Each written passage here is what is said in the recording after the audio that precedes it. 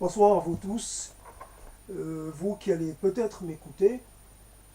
J'aimerais commencer ce travail qui, j'espère, ne sera pas de courte durée. Euh, il est évident que le plus difficile est de commencer et de tracer un cadre, mais cela est de, je le laisse, enfin, je vais essayer de faire mon possible pour que ce travail puisse avoir une continuité. En tout cas, donc, mon idée centrale est de travailler sur la notion de passerelle. Pourquoi la passerelle en tant que telle? Parce que c'est ce qui permet le passage, c'est ce qui assure le déplacement entre deux lieux différents, entre deux pôles opposés, entre deux rives. Donc la passerelle est ce qui permet la circulation, ce qui permet l'échange. La passerelle est nécessaire parce que certaines contraintes l'imposent. Autant elle est nécessaire dans un cadre spatial bien physique, elle est aussi nécessaire dans les conditions de nos existences actuelles qui fonctionnent un peu en termes d'opposition et de conflit. Instaurer des passerelles là où il manque des liens, des relais, etc., est quelque chose de fondamental. S'isoler, même si ça peut paraître légitime à certains moments, est quelque part non productif et n'a pas de sens, puisque finalement nous avons besoin les uns des autres, nous avons toujours fonctionné les uns avec les autres depuis la proto-histoire, donc depuis les âges très reculés, l'âge du fer, l'âge du bronze, il y a eu des circulations donc des échanges, pour le silex, après pour le métal, évidemment que les échanges aussi pour les denrées précieuses, etc., etc. Donc j'ai choisi, donc vous l'avez devant vos yeux, cette image, évidemment une image seule, fixe d'un épi de maïs. Et il est évident que ce maïs n'est pas de France, il vient d'Afrique du Nord. Euh, pour moi, et d'après mes petites intuitions, le maïs comment on dit, euh, est arrivé d'Amérique latine et il a été, non pas adapté, mais je ne sais plus comment on dit. Donc, et il a été donc introduit en Afrique du Nord, après il a rayonné dans le monde entier. On trouve du maïs en Afrique, bien entendu, en Afrique subsaharienne, on trouve du maïs en Asie. C'est quelque chose de très courant, familier, on le cultive, on le consomme sans se poser de questions. Pourtant, son arrivée ne doit pas faire oublier qu'il a été le fruit d'une catastrophe majeure pour les pays de ce qu'on appelle actuellement l'Amérique latine. Ce continent a été envahi par une culture supérieure en termes de stratégie, en termes de capacité militaire et humaine. Donc, le maïs était une culture hautement valorisée, hautement chargée, même spirituellement. Et il se trouve que dans nos contrées, il n'a pas cette. Comment dire, il n'est pas entouré de ce halo-là, de sacralité. Mais pourtant, ce fruit du soleil, par sa couleur, une belle couleur jaune, est un fruit qui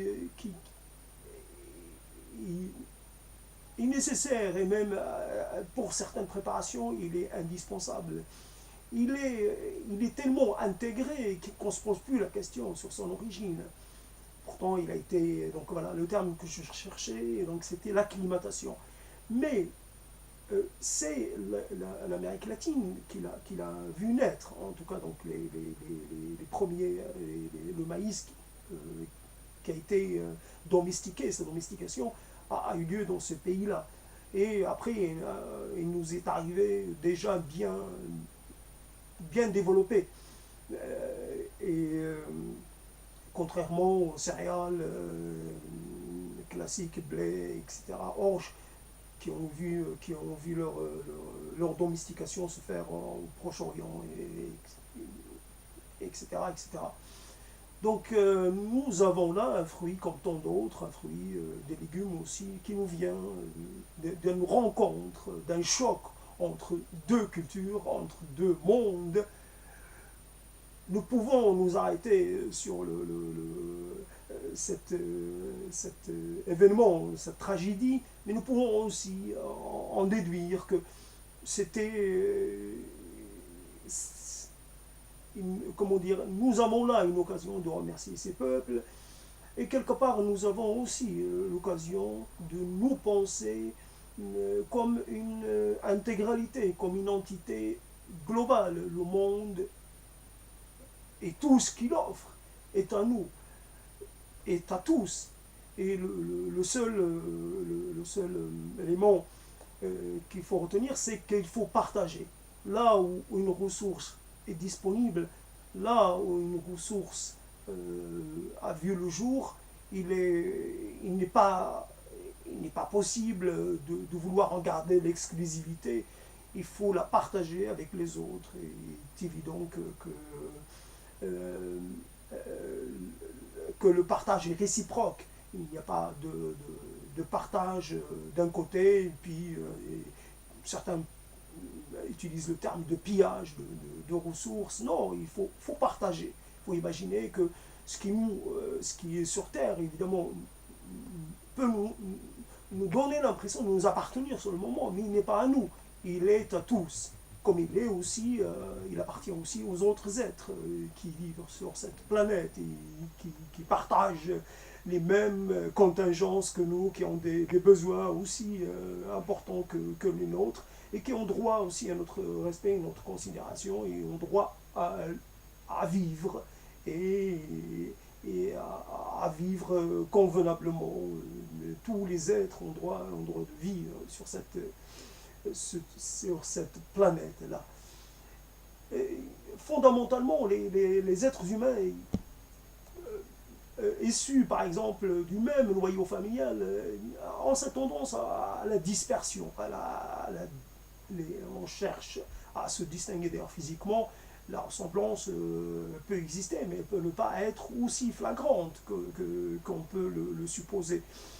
Et donc, cette tendance chez l'humain à vouloir se spécifier, à vouloir se distinguer, à vouloir s'isoler, à vouloir s'individualiser, et à certains moments nous conduit à d'abord avoir une vision de nous-mêmes qui est erronée, puisque à certains moments on croit qu'on a la vérité de notre côté, qu'on a un droit sur une terre ou sur une ressource ou sur quelque chose qui puisse avoir de la valeur. Nous devons nous déterminer en tant que genre humain et en tant qu'être vivant, et non pas en tant que peuple, en tant que civilisation, en tant que être de telle ou telle spécification. Une spécification physique auquel ne donne droit à rien, à aucune considération en particulier. Nous pouvons être de la nuance, la nuance couleur que nous voulons, que nous avons. Cela ne nous donne ni plus ni moins de considération. Nous avons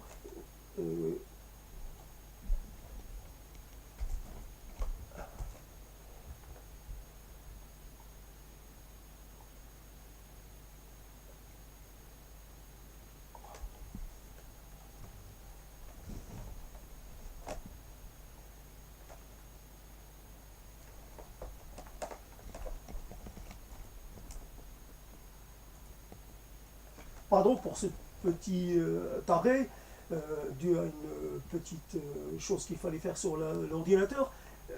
Fondamentalement, nous avons par ailleurs, je soulève un autre problème, donc il me vient à l'esprit. Je suis en face d'une machine, d'un outil qui s'appelle l'ordinateur, et utilisant un moyen, un moyen qui s'appelle l'Internet. Pourquoi je prends la parole? Et quelque part, en quoi suis-je légitime à prendre la parole plus qu'un autre, ou un autre, ou un autre? Nous avons tous droit à la parole. Et il est évident que notre parole doit être notre parole doit aussi doit être modérée, doit être quelque part convenable. Nous devons essayer d'élaborer des pensées, des visions, un raisonnement qui puisse convenir au maximum d'entre nous. Nous n'avons pas à développer une vision partielle des choses, parce que cela fait partie de nos libertés. Nos libertés, certaines de nos libertés nous sont acquises, il n'y a pas à revenir là-dessus. Mais notre dépendance les uns vis-à-vis des autres fait que nos revendications de liberté n'ont pas de sens. Nous avons besoin les uns des autres. Il n'y a qu'à voir l'utilisation de l'Internet et certaines, et que cela signifie-t-il? Cela signifie que nous sommes encore plus qu'avant reliés à un maximum d'entre nous. Nous sommes reliés les uns aux autres. Nous en faisons une addiction. Nous avons une addiction les uns pour les autres. Et alors, donc, ce n'est pas à moi qui vais réduire les autres à quelque chose de tout à fait secondaire. Non, les autres sont indispensables. C'est pour ça que je fais cette adresse-là, que je fais ce monologue-là. Mais fondamentalement, je cherche à vous éteindre, vous qui allez peut-être m'écouter par-delà les distances. Paradoxalement, et ce n'est pas là le moindre des paradoxes que soulève l'Internet, paradoxalement, avec l'augmentation des moyens de communication, on constate aussi une réduction, un affaiblissement du lien social.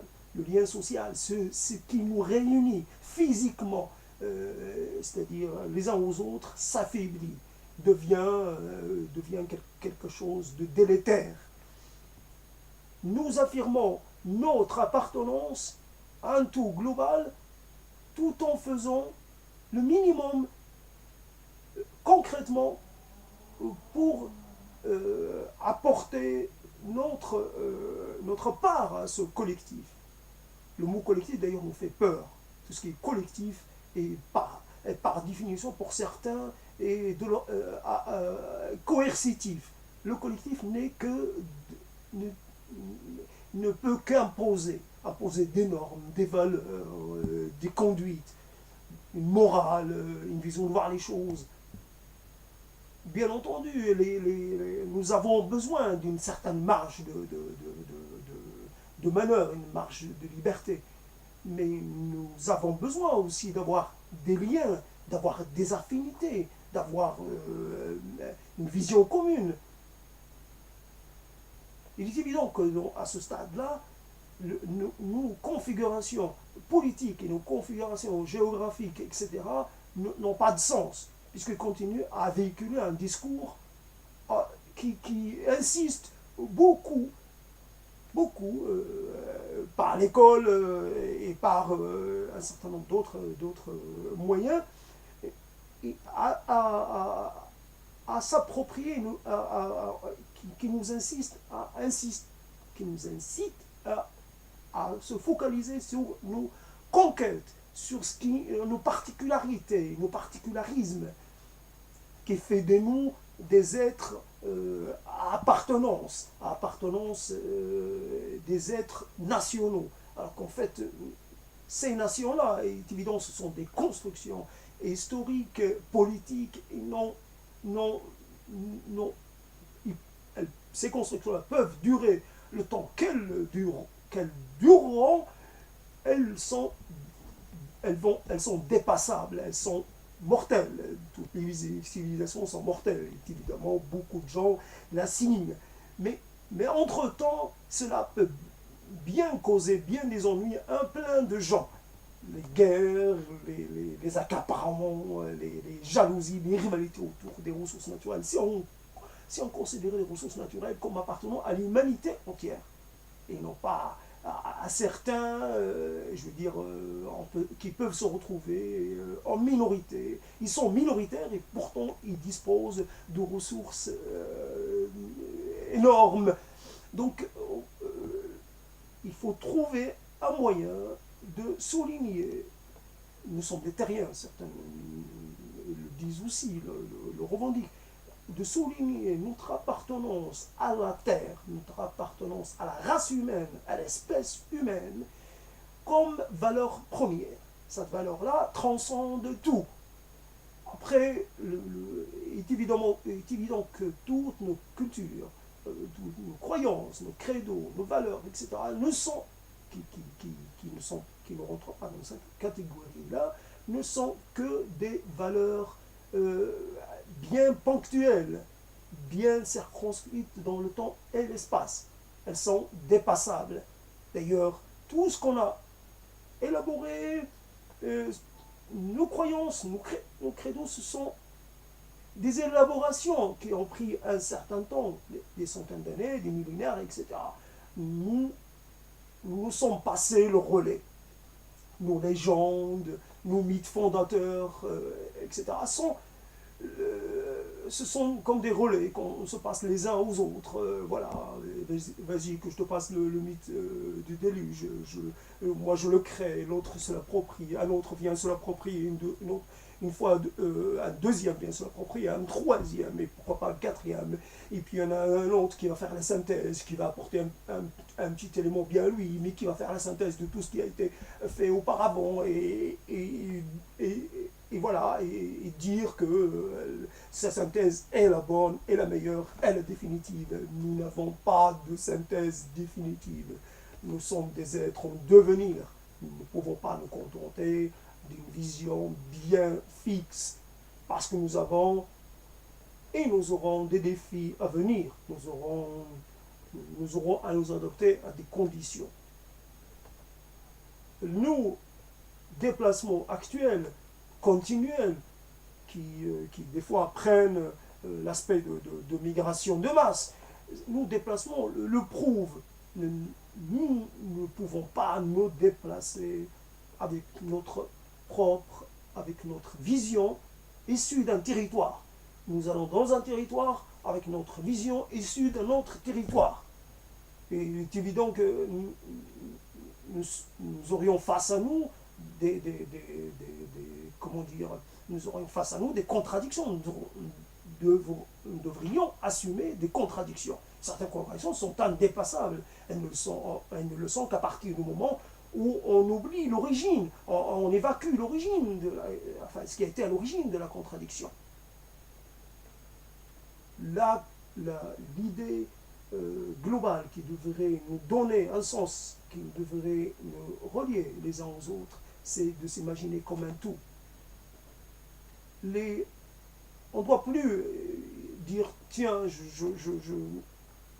il y a cela de minoritaire. Dans cette configuration-là, il n'y aurait plus de majoritaire ni de minoritaire. Il y aurait à élaborer une culture commune à tous, une manière de vivre, une manière d'être avec notre environnement, avec les ressources, etc. Nous avons besoin les uns des autres.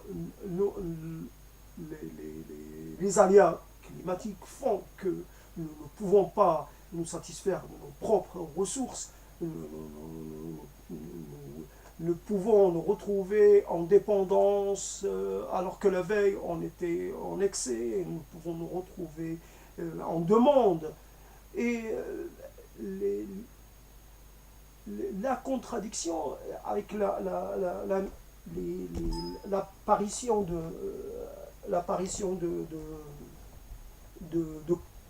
d'ensembles trans-étatiques et même transcontinentaux,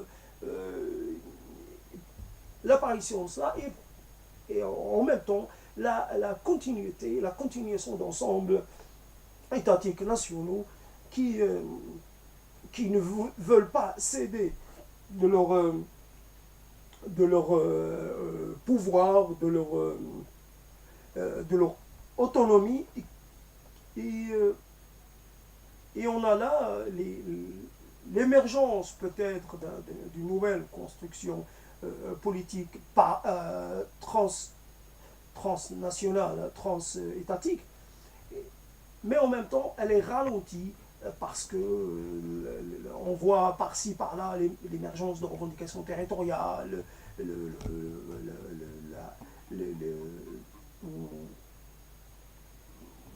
voilà, qui font que cela se ralentit, etc., qu'il y a des oppositions, qu'il y a des résistances, qu'il y a même des séparations, des pays se séparent les uns des autres, ou on veut le faire en motif qu'ils pourraient s'épanouir, s'épanouir tous quelque part. C'est toutes ces tendances à toute cette résistance à vivre à une globalité, puisque la globalisation est un concept qui n'est pas spécialement très bien vu, donc à la globalité, toute cette résistance à la globalité se réfère au passé. Nous avons telle bataille que nous avons perdue, donc quelque part, c'est cette bataille-là qui fait le fondement de notre identité, c'est cette date-là, c'est cet événement-là, c'est ce référent-là. Nous insistons, certains d'entre nous en tout cas, insistent beaucoup sur ce qui différencie les autres, au lieu de nous, plutôt d'aller vers ce qui nous unit, en fait. Ce qui nous unit est largement plus important, et largement plus consistant. Et rationnellement, je suis des fois plus proche, je peux être plus proche de quelqu'un qui n'est pas, a priori, de ma culture d'origine, plutôt qu'avec quelqu'un. Je peux trouver des affinités partout. On a des affinités par-delà les uns et les autres, par-delà les continents, par-delà les langues, par-delà, par-delà, par-delà. Donc, s'il y avait une organisation comme ça, parcellaire, à un certain moment, ça pouvait se comprendre, parce que les distances, certaines spécificités géographiques, l'isolement, l'éloignement, les aléas de l'histoire, etc., les déplacements de population, etc., faisaient que on avait besoin, ou certains territoires se construisaient, s'instituaient comme autonomes, comme différents, comme à part des autres. Aujourd'hui, nous n'avons plus affaire à un territoire propre. Nous ne cessons d'aller et de revenir du territoire de l'autre. Nous allons de notre territoire, ce que nous appelons notre territoire, parce qu'actuellement il n'y a pas d'autre choix. Il y a encore ce reliquat, cette histoire de ce qui est à moi et ce qui est à toi, puisque ça permet peut-être c'est peut-être encore nécessaire que même linguistiquement il y a un problème au niveau de la langue pour essayer d'enlever le nous qui est restrictif, le nous qui est spécifique, pour un nous plus collectif. Donc il faudrait, même au niveau de la linguistique, il faudrait formaliser quelque chose de différent, qui veut dire, comme le genre neutre, dans certaines langues, qui n'existe pas dans d'autres, inventer un terme qui, lui, permet de nous définir dans le collectif global et non plus l'avoir comme référence que le point de départ, l'origine, etc., etc. Donc, nous nous avons à travailler. Donc l'idée, c'est le travail, la volonté, l'envie de dépasser. Le, la passerelle est un exemple sympathique parce que c'est quelque chose qui évidemment peut être rompu, une passerelle peut être coupée, mais celui qui coupe, il s'isole aussi. Donc quelque part, c'est la passerelle parce que nous devons d'abord créer des passerelles avant de créer des jonctions permanentes. Nous avons, la passerelle peut être une étape provisoire avant l'émergence de quelque chose de beaucoup plus complet, beaucoup plus unitaire, beaucoup plus proche, beaucoup plus inclusif. Et voilà. Donc, moi, je m'adresse à vous aujourd'hui en français. Ce n'est pas ma langue d'origine, c'est une langue qui est devenue mienne. On peut dire que c'est une langue d'emprunt, mais c'est aussi ma langue. Évidemment, il reste des traces d'intonation, etc., de ma langue maternelle de départ. Je m'adresse à vous d'un point géographique bien précis. Je suis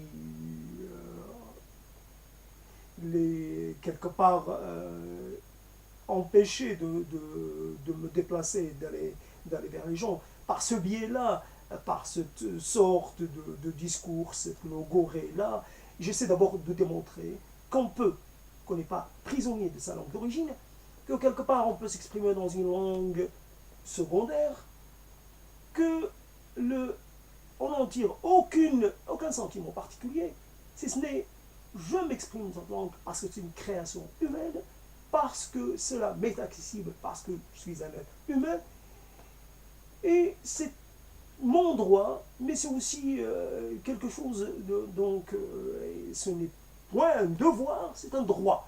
C'est un droit, j'ai le droit de me considérer comme détenteur d'une langue ou d'une manière de vivre, etc. Parce que, pourquoi pas, je n'ai pas à être exclu, à être mis de côté, à être considéré comme deuxième de quelque chose.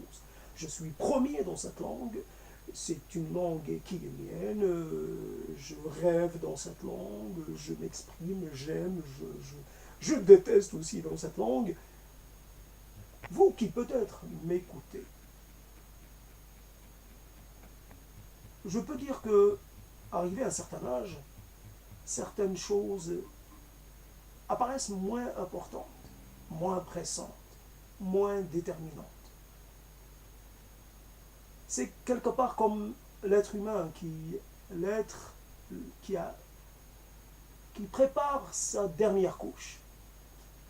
Il y a une envie de laisser quelque chose, même quelque chose de mal formulé, de pas très clair, qui peut paraître pas assez clair, pas assez pensé, pas assez réfléchi, pas assez pesé, mais les civilisations humaines se sont faites par couches. Beaucoup ont contribué, beaucoup d'anonymes ont contribué. De toute façon, même les célèbres, cela ne change rien, qu'on les reconnaisse ou qu'on ne les reconnaisse pas. Ils ont disparu, ils sont morts, donc quelque part ça ne leur fait rien. Nous avons peut-être un devoir de reconnaissance, un devoir de mémoire, mais ce n'est pas ce qui me motive. Ce qui me motive, c'est d'arriver à créer un lien pour le temps qui me reste avec mes semblables. Quelque part, arriver à sortir aussi du statut de consommateur, du discours des autres, pour arriver à celui qui produit, peut-être qui produit de l'incompréhensible, de l'intangible même, mais qui produit quelque chose. Je produis déjà du data, mais ce qui m'importe, c'est que aussi de produire du discours. Et il est évident que je ne produis pas d'image, parce que je ne cherche pas à focaliser sur ma propre personne. Je n'ai pas de, je ne produis, je ne fais pas de performance ni de je ne fais pas de performance ni non plus euh, autre chose qui pourrait lui ressembler. Je fais de l'oralité. Donc voilà. Parce que dans les conditions de ma vie actuelle, je suis privé d'oralité. J'imagine que beaucoup de personnes aujourd'hui sont privées de en dehors de ceux qui ne socialisent pas assez, ceux qui n'ont pas accès à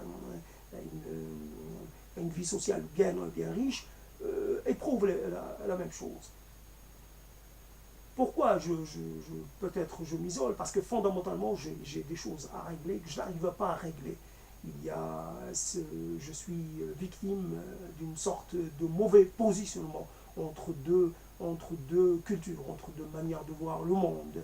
Je suis l'héritier d'une longue tradition de foi, de culture, de vision de la cité, de vision de l'homme. Et j'ai hérité aussi d'une vision, d'une pensée qui, qui ne lui est pas opposée, mais qui diffère un peu. C'est toujours dans la nuance, c'est toujours une histoire de nuance, jamais radicalement différent, c'est juste certaines nuances. Il y a, par rapport à ce qui est le collectif, à ce qui est le nous, il y a toujours un petit problème pour gérer la part de soi et la part du nous, quelque part la part du jeu, la part de nous, la part de soi, la part des autres. Quelque part, il y a de ma part un excès de sociabilité, un excès de familiarité qui ne convient pas ensemble. Malgré un certain nombre d'années bien conséquentes de présence en France, je n'arrive pas à trouver la bonne mesure pour savoir quel est mon territoire spécifique et quelles sont les choses que je dois, que je peux, comment dire, entreprendre, et ce qui est en fait le territoire de l'autre.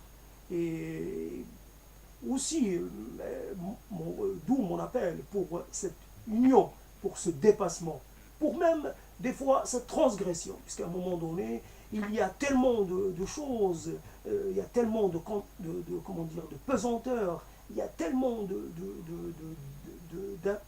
comment dire, la filiation est tellement forte, la notion de fidélité, la notion de reconnaissance vis-à-vis d'un territoire, vis-à-vis d'un ensemble de gens identifiés nationalement, politiquement, etc., qu'on a du mal à sortir de soi, a du mal, et ça peut s'apparenter des fois à de la transgression. Quand j'affirme que je ne suis pas tout à fait dans la même façon que toi de voir les choses, je transgresse. Quand je transgresse, ça veut dire je m'exile, ça veut dire que je fais bande à part, que je m'isole, que je m'oppose. Mon idée n'est pas de m'opposer, mon idée est que juste d'affirmer le principe de l'unicité du genre humain. Il est évident que le genre humain m'importe plus qu'une culture, qu'une foi, qu'un pays, qu'une nation, qu'un drapeau, évidemment, un morceau de tissu que chacun colorie à sa guise. Ce qui m'importe, c'est le genre humain. D'ailleurs, je ne suis pas le seul dans cette comment dire, à avoir ce type de penchant. Beaucoup de gens font énormément, sans chercher à tout prix de la reconnaissance, font énormément pour les autres. Se solidarisent, donnent de leur temps, de leur énergie, mettent leur vie en jeu. Et beaucoup de gens sont pour venir en aide aux autres. il est évident que ceux qu'on aide aujourd'hui n'ont qu'une idée, c'est de se débarrasser de notre aide. Mais ça, c'est un autre problème que je peux essayer de traiter ultérieurement. Voilà, j'ai essayé de parler un peu vite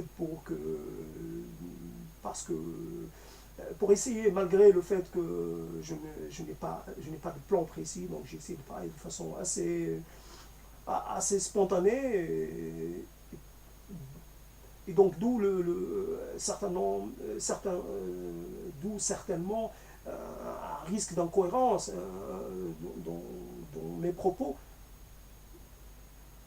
Et donc j'avais aussi peur de parler, d'aller, donc je garde une certaine prudence. Mais évidemment, le fait de ne pas m'exposer physiquement fait partie aussi de cette chose-là. Donc si j'affirme, je n'attaque personne en particulier, je ne spécifie pas, je ne nomme pas. Je parle globalement. Quand je dis je déteste le drapeau, c'est tous les drapeaux.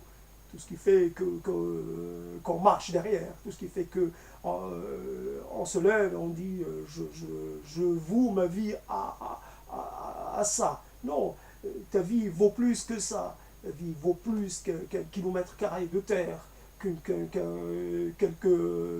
tonnes de pétrole ou quelques onces d'or. Ta vie beaucoup, beaucoup plus. Parce que tu n'as que cette vie-là. Et quelque part, on en a assez de nos propres soucis personnels, de nos incapacités, de nos défaillances, de nos insuffisances physiques. Nous avons assez de la nature déjà, qui est quelque part un adversaire. Et nous avons suffisamment d'adversaires pour nous retourner les uns contre les autres. Nous devons travailler pour nous unir. Évidemment, nous unir dans la joie, dans la compréhension, dans un accord parfait. Nous ne devons pas nous forcer, nous devons y aller de façon comment dire, de façon affirmée. Et voilà.